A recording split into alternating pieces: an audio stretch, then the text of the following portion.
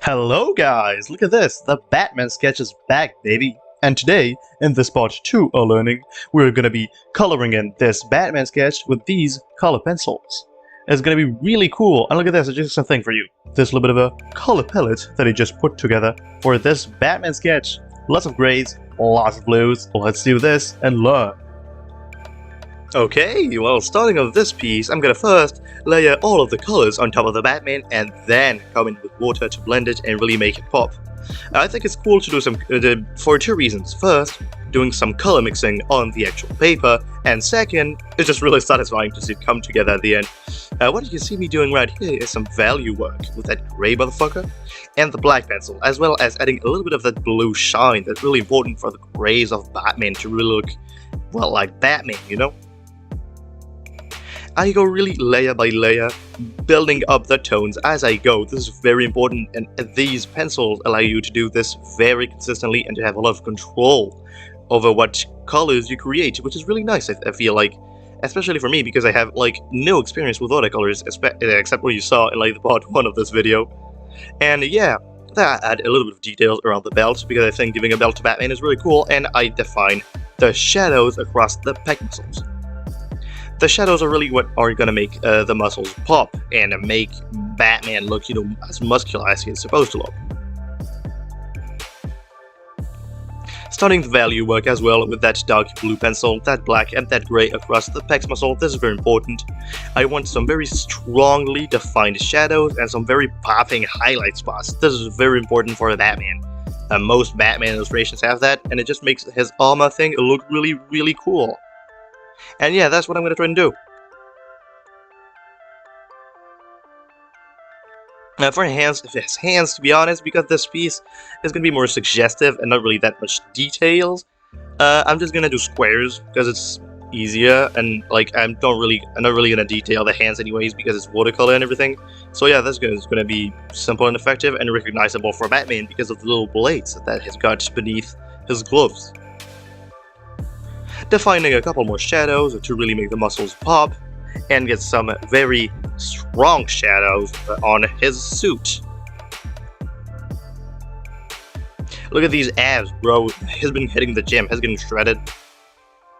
Yeah, a couple more deeper shadows, and I go with the blue to get a bit of an outline on the gloves, because the gloves, along with the underwear shape thing, are going to be really, really dark. I think it's very important for the composition of the image. But I gotta separate them from the cape that's behind them with a bit of a blue. It's very subtle to separate them, but I think it's effective.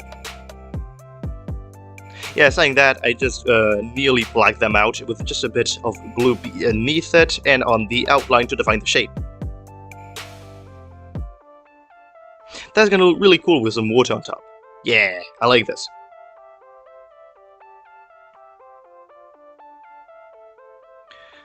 Okay, well, I'm just getting some shadows more defined across his upper body and working on simply, well, the value work that's very important with that gray pencil.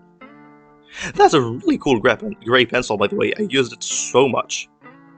And it's really nice to just build up some different colors. I can see how much potential the color building up process has with this.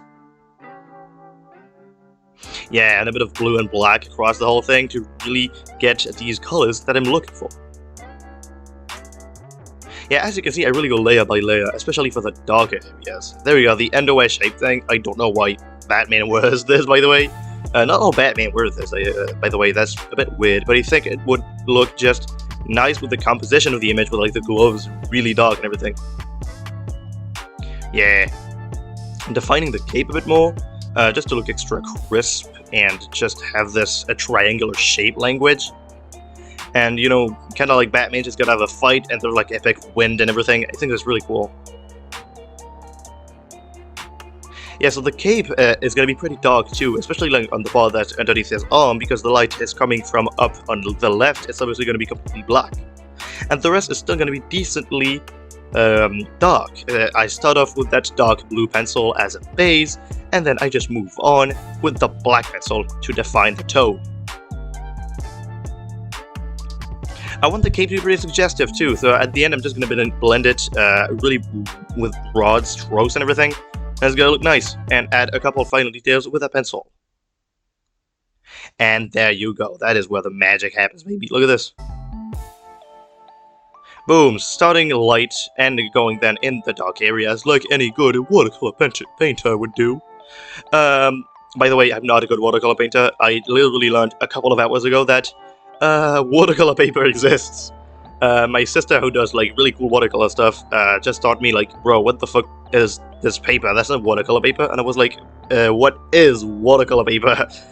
Yeah. That's a bit of a shame, isn't it? But it doesn't matter, because the final illustration is still kind of cool, and also means that it could be even cooler with the proper materials. So yeah, on the next stuff you'll see about watercolor, because you'll definitely see more watercolor on this channel, I'll use proper materials and make, well, proper watercolors. Yeah, saying that, I'm done with the cape, and I move on to the back muscle from light to dark to really get these colors to pop. The dark colors especially really get a lot of strength when you put water on top of them. I think it's really cool. And it's also very, very satisfying. You just go on, you put water, and it looks crazy cool. The magic pencils, I told you about it, these are magic. I told you. Yeah, defining these really dark tones across the character and on the gloves. That's good for the composition of the image.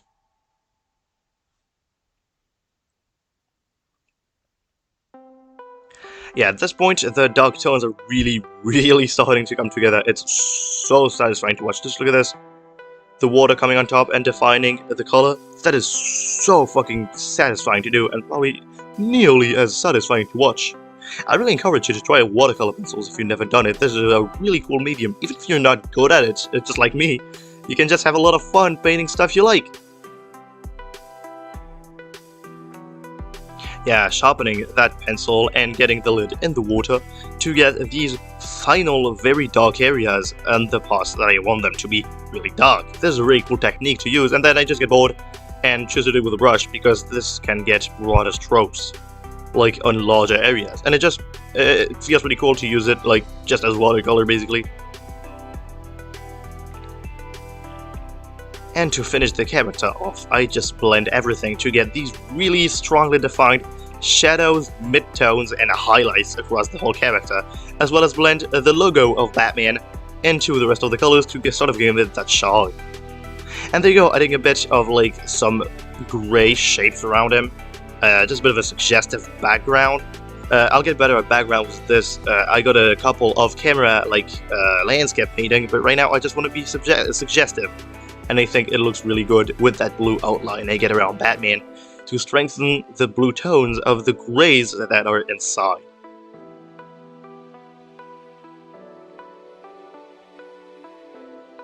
And to finish it up, I just signed the piece, writing Gus.